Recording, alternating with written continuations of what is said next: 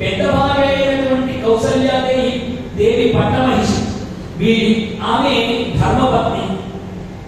సుమిత్ర కైకేయి కామపత్నులు, కేవలం సుఖములు అనుభవించడం కొరకు మాత్రమే చేసుకున్నటువంటి వారు.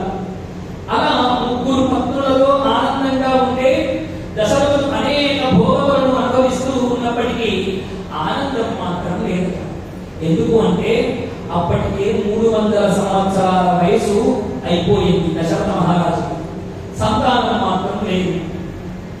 వశిష్ఠుడు కులగురువైనటువంటి వశిష్ఠుడు ఋష్యశృంగ మహర్షిని పిలిచి పుత్రకామేష్టి యజ్ఞాన్ని జరిపించాడు. అశ్వమేధ యాగము పుత్రకామేష్టి జరపడం వల్ల అగ్నిహోత్రుడు ఆనందపడి పాయస పాత్రను దశరథ మహారాజుకు ఇచ్చాడు. ఆ పాయస పాత్రను దశరథ మహారాజు తీసుకొని ముగ్గురు భార్యలకు సమానంగా ఇచ్చేశాడు. ఇప్పుడు ఆ పాయస పాత్రను ముగ్గురు దాగి ఎంతమంది పిల్లలు పుట్టారండి? ఎంతమంది పుట్టాలి? 4 పుట్టారు. చిత్రమేనా కాదు?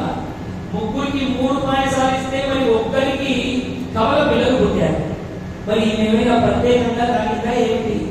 ముగ్గురికి 3 భాగాలు ఇస్తే ముగ్గురే పిల్లలు పుట్టారు కదా, 4 ఎందుకు పుట్టారు? చాలా మంది దీని మీద పరిశోధనలు చేశారు. రామాయణం మీద చాలా పరిశోధనలు అయ్యాయి. ఎప్పుడైతే ఈ ముగ్గురు భార్యలకు 3 భాగాలు ఇచ్చేశాడో మధ్యలో ఉన్నటువంటి సుమిత్ర ఆ పాయసాన్ని తాగడం కంటే ముందు అభ్యంగన స్నానం చేసింది. ఆ పాయస పాత్రను ఒక గూట్లో పెట్టి కూరలన్నీ ఆరబోసుకుంటూ ఉన్నదట. ఎక్కడి నుంచి వచ్చిందో ఒక గద్ద ఆ పాయస పాత్రను ఎత్తుకొని వెళ్ళిపోయింది. ఎప్పుడైతే ఎత్తుకొని వెళ్ళిపోయిందో సుమిత్రాదేవి ఏడుస్తూ ఉన్నది.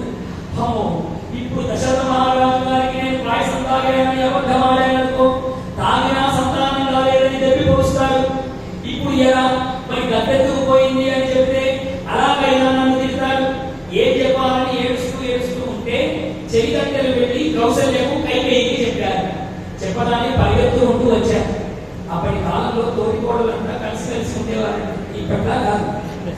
ఇప్పుడు మొహం చూస్తేనే నా ఇంటికి ఎందుకు వచ్చావే అన్నట్టుగా శిఖలు పట్టుకునేటువంటి తోటికోడలు ఉన్నారు. కానీ కౌసల్య కైకేయి మాత్రము ఇద్దరు సుమిత్ర యొక్క కన్నీళ్లు కూర్చి బాధపడకు అని కౌసల్య తన పాయసం నుంచి కొంత భాగం సుమిత్రకి ఇచ్చింది.